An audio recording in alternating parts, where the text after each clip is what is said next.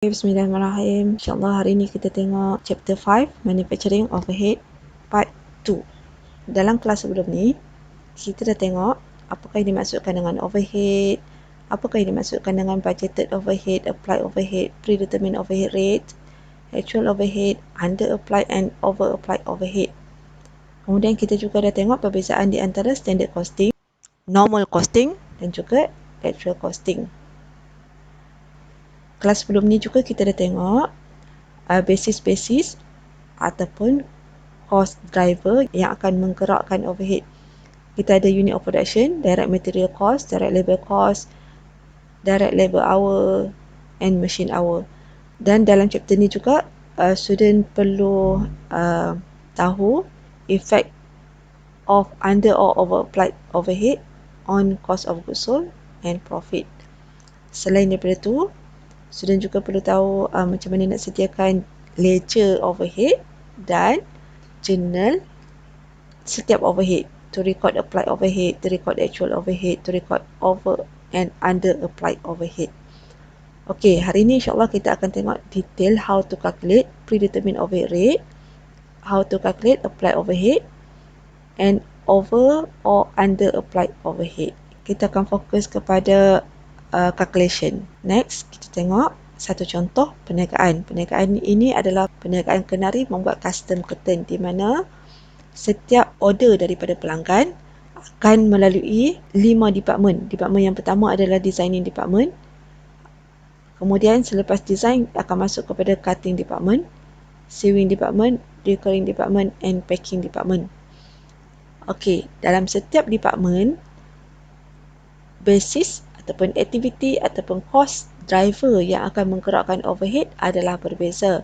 Dalam department yang pertama, labor cost dipilih sebagai penggerak overhead memandangkan dalam designing department ni memerlukan designer yang perlu dibayar upah yang tinggi dan kos untuk membayar designer tersebut adalah kos paling dominan dalam department yang pertama, so dijadikan penggerak overhead.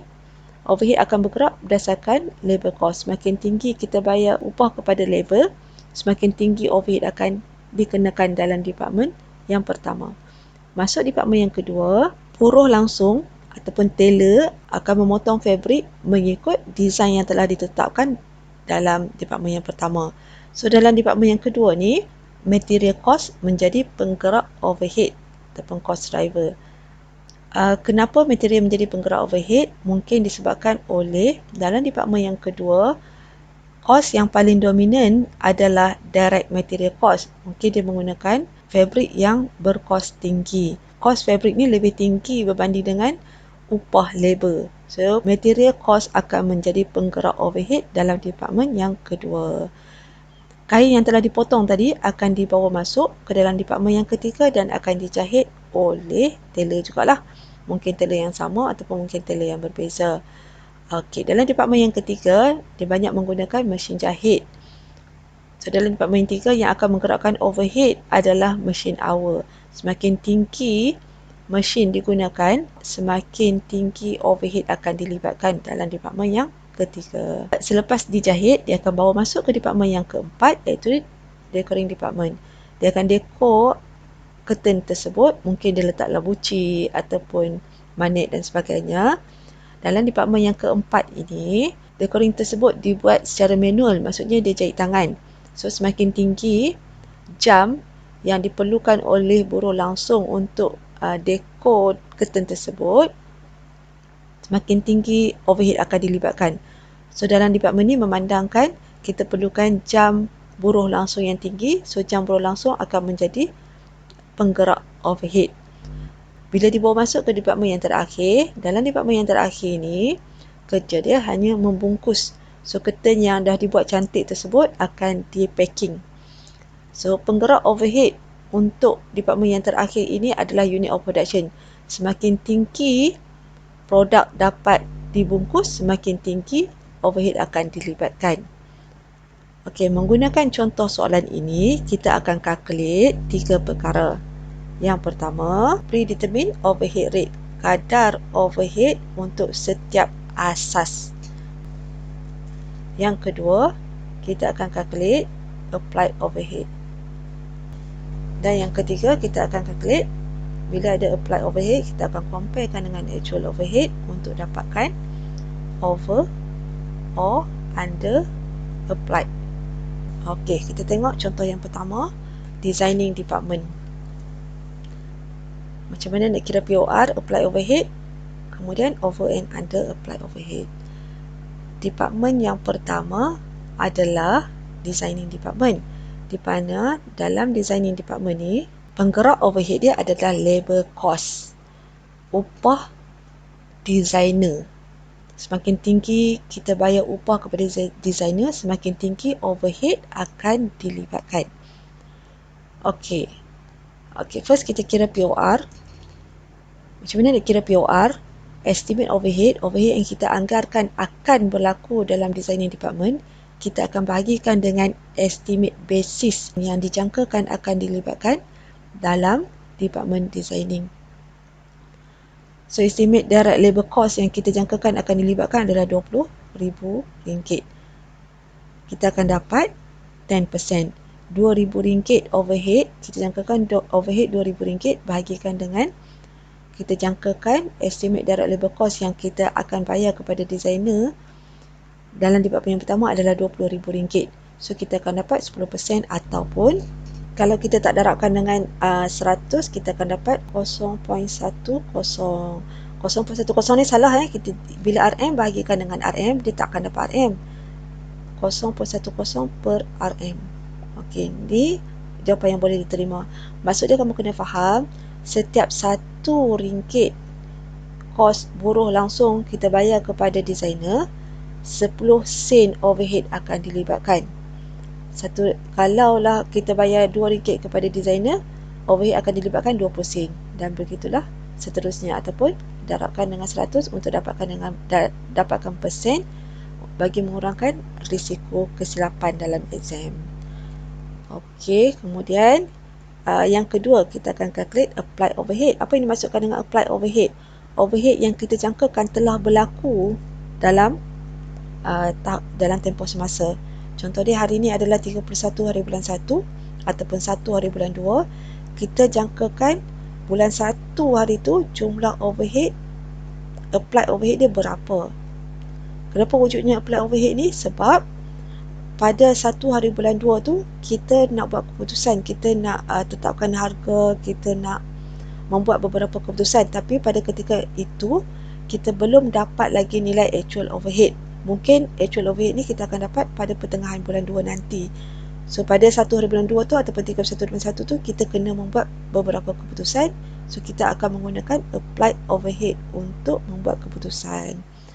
So, apa formula untuk mengira applied overhead? POR yang kita dah dapat kat atas tadi, kita darabkan dengan actual basis. So, basis ni kamu kena faham lah, basis dia adalah labor cost. Actual basis kita adalah RM23,000. Kalau RM1 kita bayar kepada direct labor, overhead akan dilibatkan 10 sen. Kalau RM23,000 kita libatkan direct labor cost, berapakah jumlah overhead yang dijangkakan ataupun applied overhead? So, kita darablah 10% darab RM23,000 akan dapat jangkaan overhead yang telah dilibatkan dalam tempoh semasa adalah RM2,300. Kemudian kita tengok pula, applied overhead ni kita comparekan dengan overhead yang sebenar. Mana overhead yang sebenar? Bila sampai saja 15 hari bulan 2 ataupun bila-bilalah pertengahan bulan 2 ataupun hujung bulan 2, kita pun dapatlah nilai overhead yang sebenar. 2,500 sebenarnya dilibatkan. Tapi waktu kita buat keputusan ataupun kita gunakan applied overhead yang kita gunakan pada 1 hari bulan 2 tu, jumlah dia 2,300. Sedangkan yang sebenarnya 2,500. Maksudnya, applied overhead 2,300, actual overhead 2,500. Maknanya kita dah terkurang applied overhead sebanyak 200. So, perbezaan kita applied 2,300 sahaja, sebenarnya berlaku 2,500. Terkurang serap overhead sebanyak 200. Okey, under applied dan juga figure ni, amount ni mestilah ditulis bersama. So, dia akan dapat markah kalau dua-dua ada. Salah satu tak tulis, tidak ada markah. Okey, next kita tengok department yang kedua, cutting department. Okey, step dia sama juga. First step dia adalah kenal pasti penggerak overhead. Yang akan menggerakkan overhead dalam departmen yang kedua adalah material cost. Sebab kos material dalam departmen yang kedua ni adalah kos yang paling dominan. Okey, nak kira predetermined overhead rate, kadar overhead pratentu. Macam mana kita nak kira? Kita anggarkan RM1,000 akan dilibatkan dalam departmen yang kedua, di mana anggaran material cost adalah RM40,000. So, kita akan dapat setiap RM1 kos bahan mentah dilibatkan, overhead akan dilibatkan sebanyak 25 sen ataupun 2.5%. Kalau kita libatkan direct material yang bernilai RM5, so 2.5 darab dengan 5 lah. Okey, kemudian kita tengok macam mana nak calculate apply overhead. Formula dia adalah POR yang kita dah dapat dekat atas, predetermined overhead rate, kadar overhead untuk setiap RM1 material dilibatkan. Kemudian kita darabkan dengan material cost yang sebenarnya dilibatkan, iaitu RM42,000. Kita akan dapat overhead yang kita jangkakan telah berlaku dalam cutting department untuk bulan Januari adalah RM1,050. RM1,050 ni kita bandingkanlah dengan actual overhead RM900. So, bila kita membuat pembandingan, kita apply RM1,000 lebih. Yang sebenarnya berlaku RM900 sahaja. Kita dah over apply overhead sebanyak RM150. Okey, kita tengok contoh dalam departmen yang ketiga. Sewing department. Dalam sewing department ni, aktiviti yang paling dominan adalah machine hour. Sebab departmen ni banyak menggunakan mesin. Semakin tinggi mesin bergerak, semakin tinggi overhead akan dilibatkan. So, kita kira POR, estimate overhead, RM6,000. Kita jangkakan overhead akan dilibatkan dalam departmen ni adalah RM6,000, di mana jangkaan mesin bergerak adalah 3,000 jam. So, kita akan dapat RM2 1 jam. 1 jam mesin bergerak, overhead akan dilibatkan RM2. Okay, then kita kira apply overhead. Macam mana nak kira apply overhead? RM RM2 1 jam ni darabkan dengan berapa jam mesin bergerak?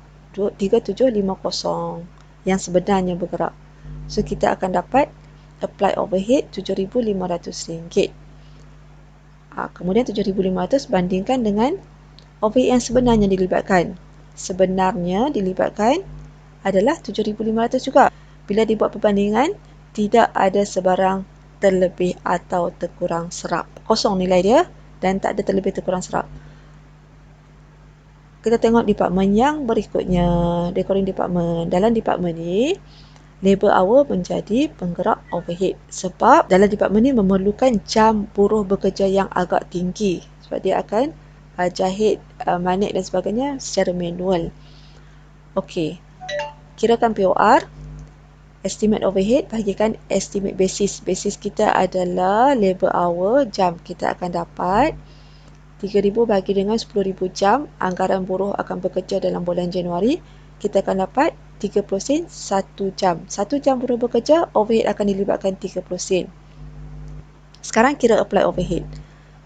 POR yang kita dah dapat 30 sen 1 jam, darabkan dengan berapa jam sebenarnya buruh bekerja. Buruh dah bekerja 10,800 jam. Kalau 1 jam buruh bekerja, overhead akan dilibatkan 30 sen. So, 10,300 jam buruh bekerja, overhead akan dilibatkan RM3,240. Kemudian bandingkan dengan actual overhead. Actual overhead kita 3,700. 3,700. So, kita akan dapat, kita apply 3,002. Sebenarnya berlaku 3,007. So, kita dah terkurang serap overhead sebanyak 460. Mesti ditulis bersama untuk dapat markah. Salah satu tak tulis, memang tak ada markah. Okey, dan departmen yang terakhir. Departmen yang terakhir, basis kita yang akan menggerakkan overhead adalah unit of production. Okey, kita akan kira predetermined overhead rate, kadar overhead 1 unit. Kita jangkakan overhead akan dilibatkan dalam departmen yang terakhir ni adalah RM500 dan kita jangkakan Unit yang akan dikeluarkan dalam departmen yang terakhir dia adalah RM50. Maknanya satu unit kita berjaya keluarkan, overhead akan dilibatkan sebanyak RM10. Next, kita kira apply overhead. RM10 akan didarabkan dengan berapa unit yang sebenarnya berjaya dikeluarkan. So, kita berjaya keluarkan 45,000 unit. Maksudnya, jangkaan overhead yang telah dilibatkan dalam bulan Januari adalah RM450. Applied overhead. Dan kemudian kita bandingkan dengan overhead sebenar. Applied overhead RM450. Yang sebenarnya dilibatkan RM400. So, kita dah terlebih serap sebanyak RM50. Okey, chapter 5 ni adalah chapter yang mudah dan sangat penting untuk chapter 7. So, kalau tidak boleh kuasai chapter 5, chapter 7 kamu akan problem. Okey, ini adalah summary lah untuk setiap department. Okey, task yang perlu kamu buat sebelum berakhirnya kelas hari ini adalah menyediakan table macam ni mengikut basis menggunakan soalan ini. Soalan ni ada dalam modul. Okey, dan cikgu akan bekalkan jawapan akhir untuk soalan ini. Pastikan kamu buatlah. Ini cerita tentang Sapura Berhad. Dia ada satu saja department sebenarnya. Tapi soalan ini minta kalaulah department tersebut menggunakan direct material cost, satu, kirakan POR. Yang kedua, kirakan applied overhead. Dan yang ketiga, kirakan over or under applied overhead. Kalau yang pertama dia menggunakan direct material cost, yang kedua kalaulah department tersebut menggunakan direct labor cost, direct labor hour, machine hour and unit of production. Okay, so kamu kena buat table dalam bentuk landscape macam ni. Satu table dah cukup. Formula tak tulis pun boleh, tapi kalau nak mudah ingat, kamu tulislah formula dekat depan ni. Dan formula tu tulis sekali saja. Yang lain-lain tu dah tak perlu tulis formula. Okey, itu saja kelas kita untuk hari ini. Siapkan task ni sebelum berakhirnya kelas. That's all. Thank you.